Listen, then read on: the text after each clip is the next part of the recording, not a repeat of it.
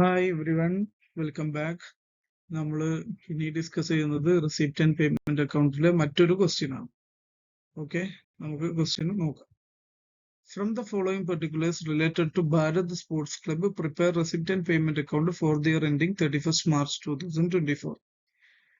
നിങ്ങൾ ഈ ഒരു ക്വസ്റ്റ്യൻ സ്ക്രീൻഷോട്ട് എടുക്കുക അല്ലെങ്കിൽ ക്വസ്റ്റ്യൻ എഴുതിയെടുക്കുക. പ്രോബ്ലം ചെയ്യുന്നതിന്റെ ഭാഗമായിട്ട് അടുത്ത സ്ലൈഡ് വന്നു കഴിഞ്ഞാൽ പിന്നെ ഈ ക്വസ്റ്റ്യൻസ് കാണാൻ കഴിയൂല. അപ്പൊ നിങ്ങൾ എന്ത് ചെയ്യുക, അതൊരു സ്ക്രീൻഷോട്ടോ അല്ലെങ്കിൽ ക്വസ്റ്റ്യൻ എഴുതിയെടുക്കുക. ഏറ്റവും ബെസ്റ്റ് ക്വസ്റ്റ്യൻ എഴുതിയെടുക്കുക ചെയ്യാനുള്ളത്. എന്നാൽ നമുക്ക് ഇങ്ങനെ ഒന്നിച്ച് എന്ത് ചെയ്ത് പോകാൻ പറ്റും. ഓക്കെ, അപ്പോ വായിക്കാം എന്തൊക്കെയാണ് ഡാറ്റ എന്നുള്ളത്. കഴിഞ്ഞ പോലെ തന്നെ ഇതിൽ എന്തൊക്കെയാണ് റെസിപ്റ്റ്, എന്തൊക്കെയാണ് പേയ്മെന്റ് നോക്കിയിട്ട് അത് അപ്ലൈ ചെയ്യാന്നുള്ളത്. Opening balance cash in hand തന്നിട്ട് ക്യാഷ് ബാലൻസും അതുപോലെ തന്നെ ബാങ്ക് ബാലൻസും തന്നിട്ടുണ്ട്.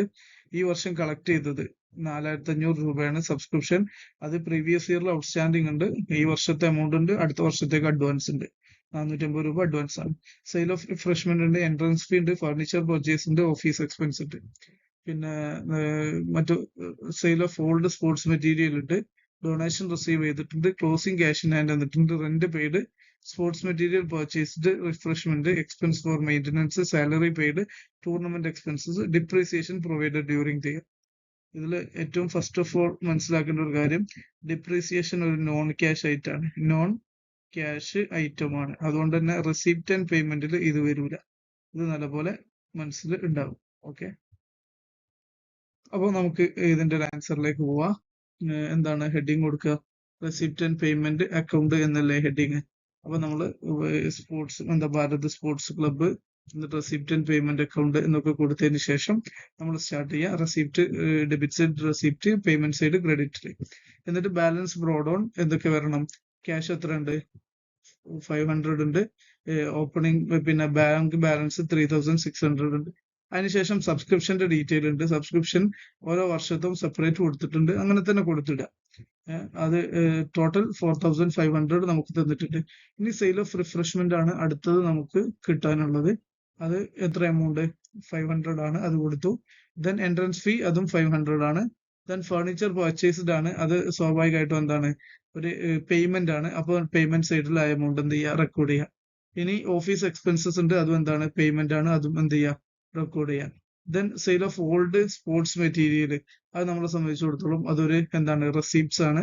ആ ഒരു റെസിപ്റ്റ് നമ്മൾ എന്ത് ചെയ്തു, റെക്കോർഡ് ചെയ്തു. അതുപോലെ തന്നെ ഡൊണേഷൻ ഉണ്ട്, ഡൊണേഷനും റെക്കോർഡ് ചെയ്യാം. ദെൻ ഇനി നമുക്കുള്ളത് എന്താണ്, റെന്റ് പെയ്ഡ് ഉണ്ട്, അത് കൊടുക്കുക. പിന്നെ എന്താണ് സ്പോർട്സ് മെറ്റീരിയൽ പർച്ചേസ്, അത് കൊടുക്കുക. അതിനുശേഷം പർച്ചേസ് ഓഫ് റിഫ്രഷ്മെന്റ് ഉണ്ട്, അത് കൊടുക്കുക.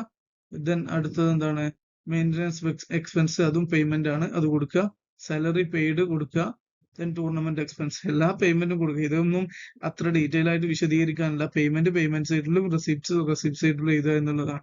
ഓക്കെ, പിന്നെ ഒരു കാര്യം ഏറ്റവും കൂടുതൽ ഞാൻ നേരത്തെ പറഞ്ഞു, എന്താണ് ഡിപ്രീസിയേഷൻ ഒരു നോൺ ക്യാഷ് ആയിട്ടാണ്, അതുകൊണ്ട് തന്നെ അത് ഇവിടെ എടുക്കാൻ പാടില്ല. അത് നമ്മുടെ ഇൻകം ആൻഡ് എക്സ്പെൻഡിച്ചർ അക്കൗണ്ടിൽ എന്ത് ചെയ്യണം, കൊടുക്കണം എന്നുള്ളതാണ്. ഇനി നമ്മൾ ബാലൻസ് ക്യാരിഡ് ഓൺ എന്ന് പറഞ്ഞിട്ട് എന്ത് ചെയ്തു, കൊടുത്തു. ഇനി നോക്കുക, നമ്മുടെ എല്ലാ ഡാറ്റയും കഴിഞ്ഞു. ബാലൻസ് ക്യാരിഡ് ഓൺ ക്യാഷിൻ്റെത് കിട്ടിയിട്ടുണ്ട്. ഇനി നമ്മൾ ടോട്ടൽ ചെയ്ത് നോക്കുക. ഇവിടെ ടോട്ടൽ ചെയ്യുമ്പോൾ 12,500 വരുന്നുണ്ട്. ഇപ്പുറത്തെ സൈഡിൽ ടോട്ടൽ ചെയ്യുമ്പോൾ 12,500 വരേണ്ടതുണ്ട്. പക്ഷെ എത്ര വരുന്നുള്ളൂ? ഫുൾ വരുന്നുണ്ടോ?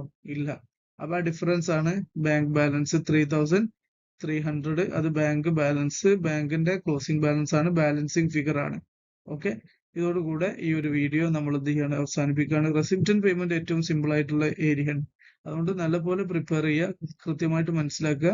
പ്രോബ്ലം എക്സാമിന് കിട്ടിയ വളരെ ഭംഗിയായിട്ട് എക്സാം എഴുതാൻ നോക്കുക. ആകെ ശ്രദ്ധിക്കേണ്ടത് റെസിപ്റ്റ് സൈഡിലും പേയ്മെന്റ് സൈഡിലും എഴുതുക എന്നുള്ളതാണ്. അത് എന്താണ് ക്യാപിറ്റൽ നേച്ചർ ആയാലും ശരി, റവന്യൂ നേച്ചർ ആയാലും ശരി. ക്യാപിറ്റൽ നേച്ചർ ആവാം, റവന്യൂ നേച്ചർ ആവാം. എന്താ ക്യാപിറ്റൽ നേച്ചർ എന്ന് പറഞ്ഞാൽ ഫിക്സഡ് അസറ്റ് പോലത്തെ ബാലൻസ് ഷീറ്റ് ഐറ്റംസ് ആണ് ക്യാപിറ്റൽ നേച്ചർ ആയിട്ടുള്ളത് പറയാ. റവന്യൂ നേച്ചർ എന്ന് പറഞ്ഞാലോ അത് നമ്മൾ P&L വരുന്ന ഇതല്ലേ, സാലറി, സെയിൽസ് പോലത്തെ കാര്യങ്ങൾ. അതാണ് രണ്ടും ഇതിലെന്ത് ചെയ്യും, റെസിപ്റ്റ് ആൻഡ് പേയ്മെന്റിൽ വരും. നമുക്ക് എത്ര കിട്ടി എന്നാ നോക്കുക. ക്യാഷ് ബുക്ക് പ്രിപ്പയർ ചെയ്യുന്ന പോലെയാണ് ഇത് പ്രിപ്പയർ ചെയ്യുക.